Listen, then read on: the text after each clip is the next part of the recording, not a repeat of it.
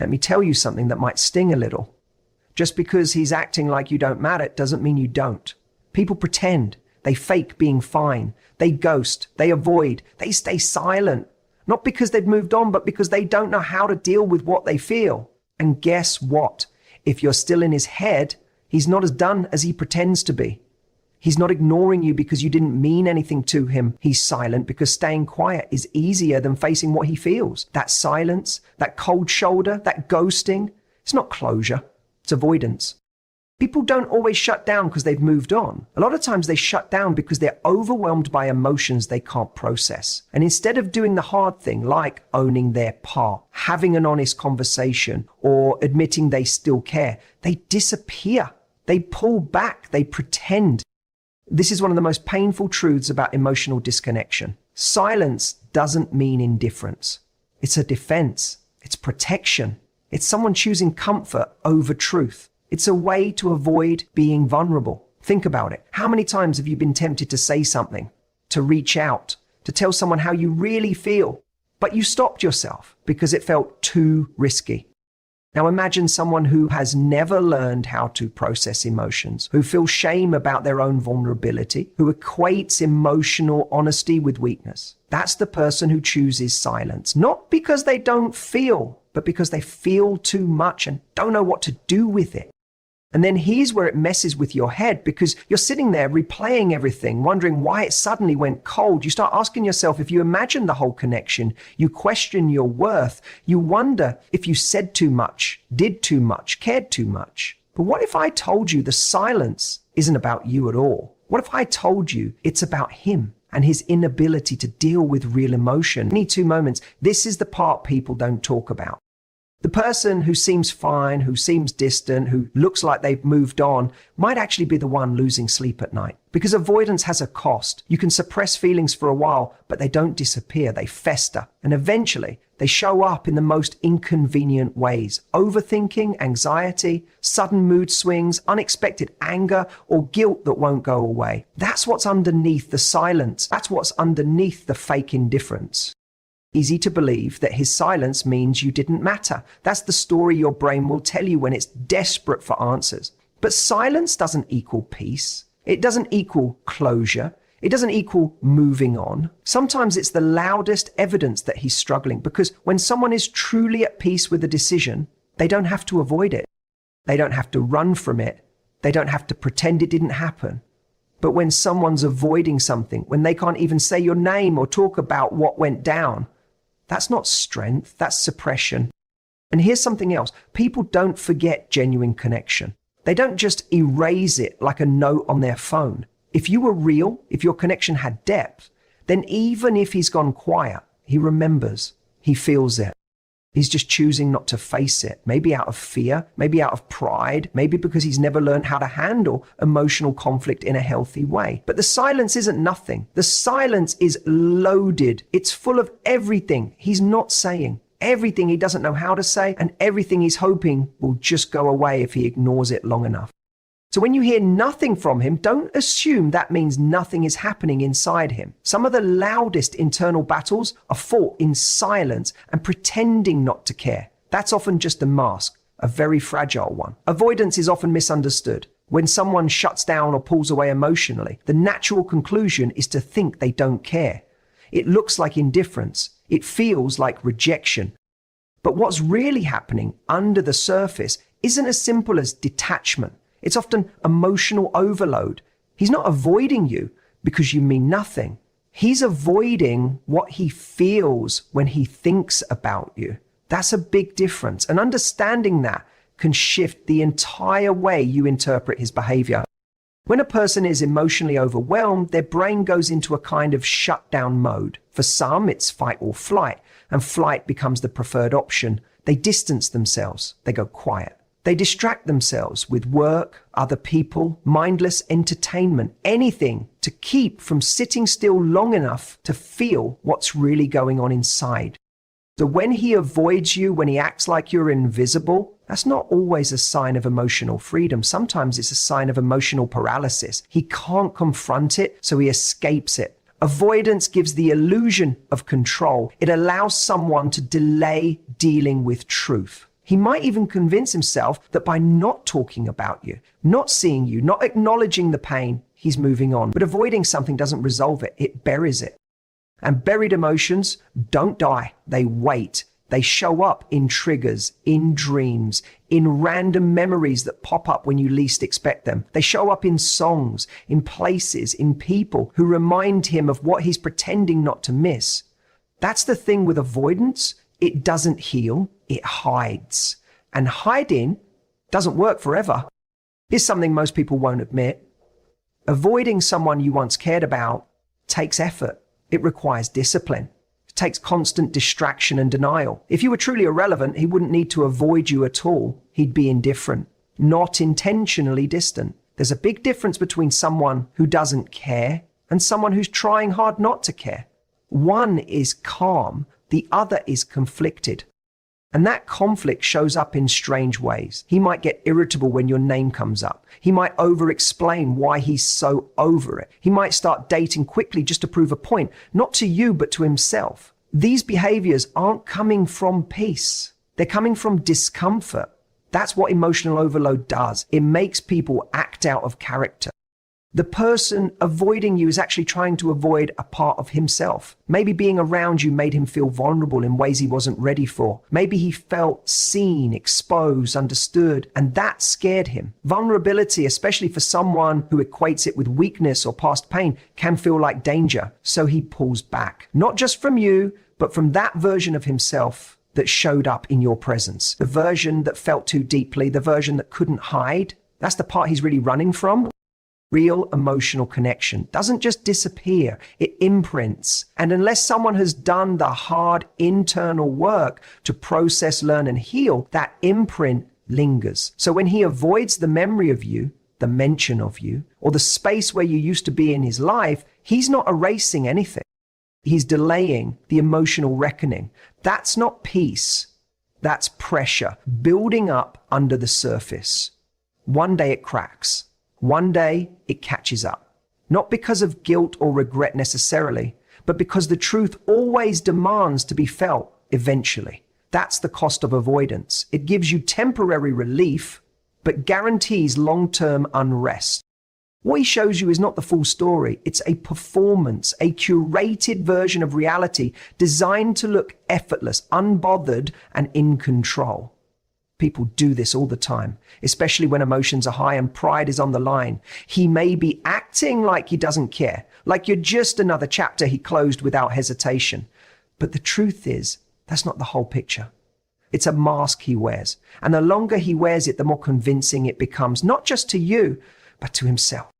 We live in a world where showing emotion is often seen as weakness, especially for men. They're taught to be strong, to be stoic, to man up and move on. So when something impacts them deeply, like the loss of someone they actually cared about, they don't always know how to process it in a healthy way. Instead of sitting with it, talking through it, or expressing it, they shove it down. And what you get on the surface is someone who looks completely unaffected, someone who posts as if nothing happened, someone who jokes, who goes out, who dates, who thrives, or at least pretends to. But that's just the highlight reel. That's not the reality playing out in private. You don't see the late nights. You don't see the way certain songs hit differently now. You don't hear the way your name still comes up in his thoughts, even if it never comes up in his conversations. He's not showing you the parts that keep him up, the regret, the confusion, the what ifs. That's not part of the performance. And he won't post that. He won't text that. He might not even admit it to himself fully, but it's there underneath all the pretending. Because when someone meant something real to you, pretending they didn't doesn't actually erase the feelings. It just buries them. The people who seem the most over it on the outside, often the ones struggling the most internally. It's not that they're lying exactly. It's that they've convinced themselves the lie is safer than the truth. If he admits he still thinks about you, if he admits he misses the connection, if he admits that losing you stung more than he expected, he risks cracking that image he's trying so hard to maintain. And for someone who builds their identity around being in control, that crack feels like collapse. So he avoids it. He covers it up with ego, with distractions, with silence. You might even notice how defensive he gets when someone brings you up, how quick he is to change the subject, to act like you were just a phase, nothing serious. But that reaction alone tells you everything. Indifference doesn't need to prove anything. Indifference doesn't get triggered. If he were truly at peace, he wouldn't need to convince others or himself that he doesn't care. The fact that he's working so hard to look detached, that's evidence of the emotional weight he's still carrying. And this isn't about hoping he comes back or waiting for closure. It's about understanding human behavior for what it really is. Layered, messy, often contradictory. People are complex. Feelings don't just vanish because someone pretends they have. He may have chosen not to show you the impact you had on him, but that doesn't mean there wasn't one. He just doesn't want you to see it. Or maybe he doesn't want to admit it exists at all. Because once he does, the act is over. And then he has to face what's real. You're not crazy for feeling what you felt. You're not imagining the connection, the energy, or the emotional depth that existed between you and him. Just because he's acting like it didn't matter doesn't mean it wasn't real. That doubt you're feeling right now, that voice in your head saying maybe I overthought it or maybe I was too much, that's not truth speaking. That's emotional confusion caused by mixed signals and his sudden detachment. But the truth is, the connection was real. It just scared him more than it grounded him. And instead of leaning into it, he pulled away. Some people run not because they feel nothing, but because they feel too much. Vulnerability can be terrifying for someone who has never been safe expressing their emotions. If he grew up believing feelings make you weak, or if he's been through situations where opening up led to pain or betrayal, then feeling deeply again doesn't feel good. It feels dangerous. So even if he felt a strong emotional bond with you, it may have triggered something inside of him that said, this is too much, I don't know how to handle this. And instead of communicating that fear, he shut down, he backed out, he disappeared. You didn't misread the way he looked at you. You didn't misinterpret those conversations that lasted for hours or the way he lit up when he talked to you. You saw something real. And for a moment, he let himself feel it too. But when the emotions got intense, when it became clear that this wasn't just surface level attraction, he panicked. Maybe he feared being exposed. Maybe he wasn't ready for the version of himself that showed up with you, the version that couldn't hide behind sarcasm, detachment, or ego, because you saw through it. You saw him. And that kind of emotional exposure can make someone feel naked, unprotected, even threatened. What does he do? He distances himself. He convinces himself that you were just too much, or the timing was wrong, or the connection wasn't sustainable, but those are just excuses to escape the emotional weight. The irony is, the stronger the connection, the harder it can be for someone emotionally unavailable to stay. It's not your fault he didn't know how to hold it. That's not a reflection of your value. It's a reflection of his readiness or lack thereof. This is what people rarely say out loud. It's possible for someone to deeply care about you and still walk away. Not because you weren't enough, but because the relationship required a level of emotional maturity and honesty they weren't equipped to give. That's what makes this kind of situation so confusing. Because your heart felt something real, but his actions scream indifference. And when those two messages clash, it's easy to blame yourself than to believe that he was scared, that fear, avoidance, and emotional immaturity can all wear the mask of apathy. It's also important to understand that how someone leaves isn't always an accurate representation of what they felt while they were with you. People ghost, disconnect, and rewrite history to protect themselves. That doesn't mean the bond you shared was fake. It means that once real feelings got involved, his emotional capacity hit a limit. And instead of rising to meet you, he retreated into what felt safer: numbness, denial, and control. So no, you weren't crazy. You didn't overthink it. The connection was real. It was mutual. But mutual doesn't always mean permanent. And real doesn't always mean sustainable, especially when one person isn't ready to face what that kind of connection requires. Regret doesn't always look like an apology or a dramatic confession. Sometimes it hides in the silence. It lingers in the moments when he scrolls past your name on his phone but doesn't message you. It shows up in the way he checks your social media without saying a word. Regret can be subtle, quiet, and buried under layers of ego. And sometimes it doesn't surface until long after the damage is done. People People don't always realize what they've lost when they walk away. Some lessons take time. And for someone like him, someone who didn't have the emotional tools to handle what you brought into his life, that realization doesn't happen overnight. It builds slowly. He probably felt relief at first, a sense of escape, no pressure to confront his feelings, no more emotional responsibility, no more mirrors showing him who he could be if he let himself grow. But that relief is temporary because something inside of him knows, even if he won't say it out loud, that he didn't walk away from chaos. He walked away from someone who genuinely cared, someone who saw him, someone who challenged him. And even if he's surrounded by people now, even if he's acting like he's moved on, there's a part of him that remembers. And that part starts to speak louder with time. Regret often begins in the quiet moments, not in the chaos of the breakup, but in the stillness that follows, when life slows down, when distractions fade, when he lies awake at night and realizes that the peace he thought he'd find in your absence is actually emptier than he imagined, because connection, real connection, doesn't just go away, it leaves fingerprints. And if you were real, if your love was grounded in truth, kindness, and vulnerability, then it's going to echo inside of him, whether he admits it or not. The hardest part about all of this is that you won't always see the regret. He might never reach out. He might never say, I was wrong. But just because someone doesn't say it, doesn't mean they're not feeling it. Pride is a powerful barrier. It keeps people stuck in patterns they don't even like. He might think reaching out would make him look weak, or he might believe too much time has passed. So instead, he carries that regret quietly. He wears it under the surface. It shows up in his hesitation, his distractions, his inability to form a deep connection with anyone else. There's a difference between missing someone and realizing you mishandled them. Regret lives in that second category. It's not just about longing for what was, it's about seeing, often too late, that you were given something meaningful and didn't know how to hold it. That realization hurts in a different way because once it hits, he can't undo it. He can't go back to the version of himself who didn't know what he was losing. And that kind of awareness creates a quiet torment, the kind that follows him no matter how much he tries to forget. Regret teaches in ways that nothing else can. It has a way of humbling people. It reveals the parts of themselves they tried to hide. And for someone like him, someone who thought he had all the time in the world to figure it out, the weight of that realization can be heavy.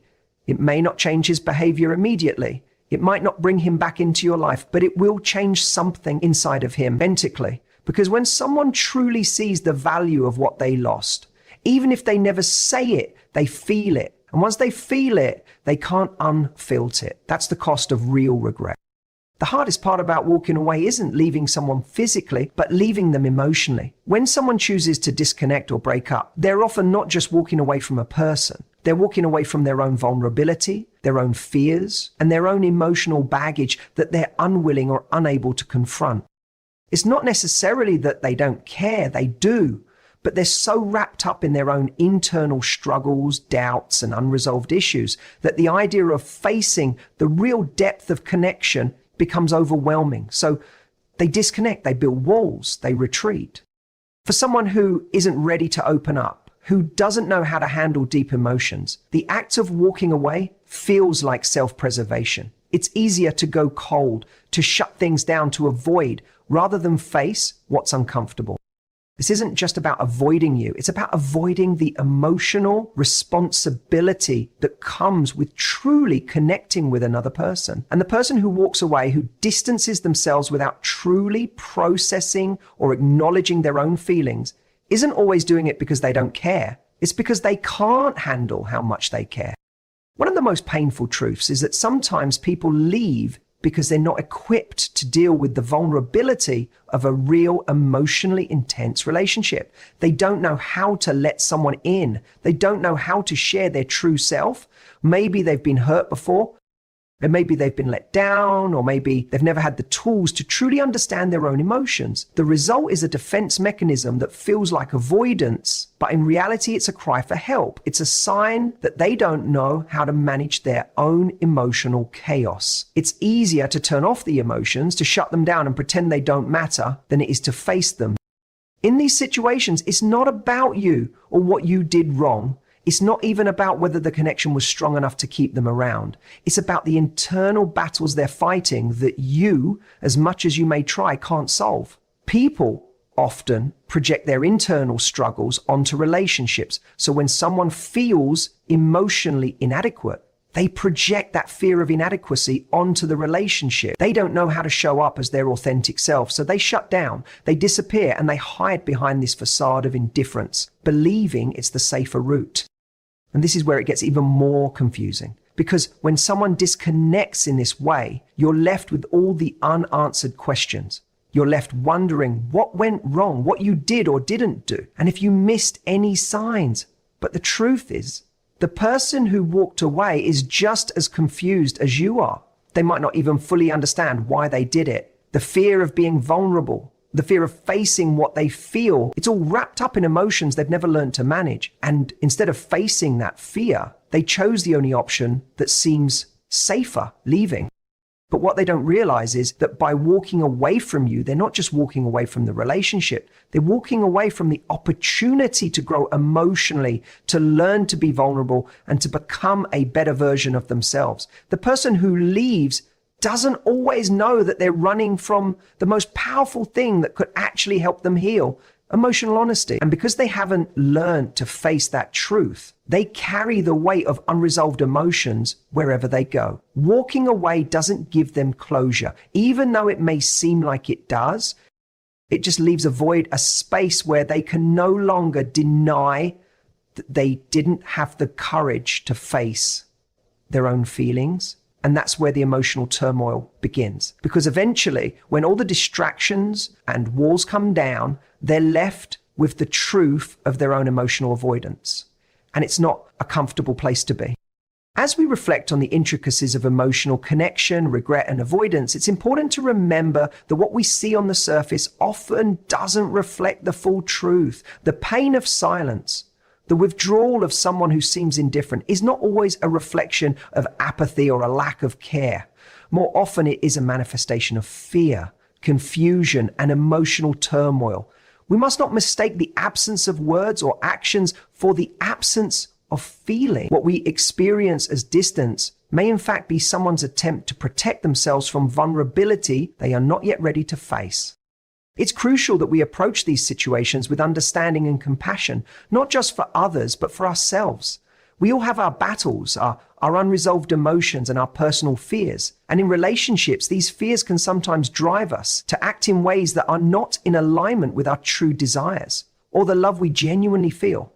But let us not be defined by the silence or avoidance of others. Let us take this as an opportunity to grow, to better understand the complexities of the human heart, and to choose to love ourselves in the midst of confusion. The journey of emotional healing and growth is not linear, nor is it always immediate. But one thing is clear: when we are faced with emotional turmoil, when we feel rejected or abandoned, we must remember that it is not a reflection of our worth. Our value is not dependent on the actions of others, but on the love we have within ourselves and the strength to continue growing, no matter the circumstances.